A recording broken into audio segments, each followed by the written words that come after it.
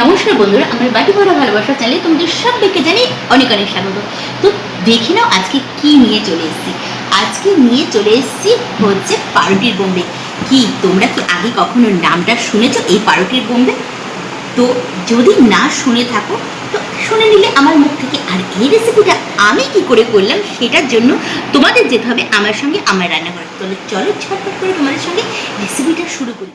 চলো দেখে নাও রেসিপিটার জন্য কী কী লাগছে। এখানে পাউরুটি লাগছে, আলু, চিনি, বেসনটা একটা ব্যাটার তৈরি করতে হবে, এখানে নুন, হলুদ। আর রেসিপিটা এই যে মানে জিনিসটা যে ভাজবো সেটা কিন্তু ঘি আর সাদা তেলে। প্রথমে আলুটাকে ভালো করে ধুয়ে কিন্তু আমি অল্প নুন দিয়ে কিন্তু খুব ভালো করে কিন্তু সেদ্ধ করে নিতে হবে। এরপরে সেদ্ধ হয়ে গেলে জলটা ঝরিয়ে হালকা একটু ঠান্ডা হলে এরপরে আমি হলুদ দিয়ে খুব ভালো করে হাত দিয়ে কিন্তু ভালো করে আলুটাকে মাখিয়ে নেব, যাতে আলুটার ভিতরে কোনো রকম দানা না থাকে। এরপরে আলুটা মাখা হয়ে গেলে একটা ব্যাটার তৈরি করে নিতে হবে। দেখতে পাচ্ছ আমি বেসন নিয়ে নিয়েছি, একটা মোটা টাইপের মানে একটু ঘন টাইপের একটা ব্যাটার, কিন্তু বেসনের একটা ব্যাটার তৈরি করে নিতে হবে। তো দেখতে পাচ্ছ একটু ঘন টাইপের ভালো করে একটা ব্যাটার আমি তৈরি করে নিয়েছি।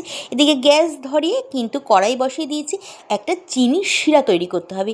চিনি দিয়ে দিলাম, চিনিটা দিয়ে দেওয়ার পর আমি দিয়ে দিলাম হচ্ছে এলাচের গুঁড়ো।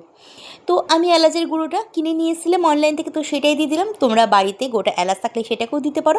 তারপরে দিয়ে দিলাম হচ্ছে একটু কেশর। এরপরে আমি কিন্তু ওই চিনি শিরাটার মধ্যে একটু পাতিলেবুর রস দিয়ে দিলাম। পাতিলেবুর রসটা দিয়ে দিলাম তার কারণ হচ্ছে যাতে ক্রিস্টালাইজ না হয় ঠান্ডা হয়ে যাওয়ার পর। এরপরে পাউরুটির চারিপাশে যে ক্রাম্পসগুলোকে আমি একটু ছুরির সাহায্যে কেটে নিয়ে তিকোণভাবে পাউরুটিগুলোকে কেটে নিয়েছি। এরপরে এইভাবে প্রত্যেকটা পাউরুটির ওপরে কিন্তু ওই যে আলুর পুরটা কিন্তু দিয়ে দিতে হবে। একটা পাউরুটির ওপর দিয়ে তারপরে আর একটা পাউরুটি দিয়ে চাপা দিয়ে দিতে হবে।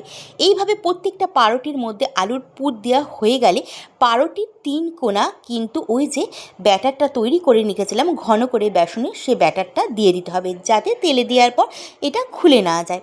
তো এইভাবে প্রত্যেকটা পাউরুটির মধ্যে কিন্তু এই 3 কোণাতে ব্যাটারটা দিয়ে দিতে হবে। এরপরে দেখো চিনির শিরাটার কালারটা কি দারুণ এসছে কেশরের জন্য। চলো চিনির শিরাটা হয়ে গেল।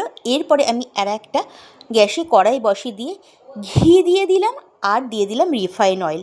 তো এই দুটো মিক্স করে আমি করছি, তোমরা চাইলে কেউ ঘি বা তেলেও করতে পারো, মানে রিফাইন অয়েলে। এরপরে পাউরুটিগুলোকে ভালো করে কিন্তু ভাজতে হবে, লালচে লালচে করে পাউরুটিগুলোকে আমি ভেজে নিয়েছি। এরপরে ভাজার পর ওই যে চিনির শিরাটা করে নিয়েছি, চিনির শিরাটার মধ্যে কিন্তু দিয়ে দিতে হবে। চিনির শিরাটার গ্যাসটা কিন্তু আমি অলরেডি গরম করে নিয়ে মানে বন্ধ করে নিয়েছি। এরপরে কিন্তু দেখতে পাচ্ছ দিয়ে দিলাম। আর পাউরুটি যেহেতু খুবই নরম জিনিস, ভিজতে বা রস ঢুকতে পাউরুটির ভেতরে বেশি সময় লাগে না, জাস্ট 1 থেকে 1.5 ঘন্টার মধ্যেই কিন্তু ভিতরে রসটা ঢুকে যায়। তো এই ছিল আজকে আমার পাউরুটির বোম্বে বা বোম্বের পাউরুটি যাই বলতে পারো। এই ছিল আজকের রেসিপিটা।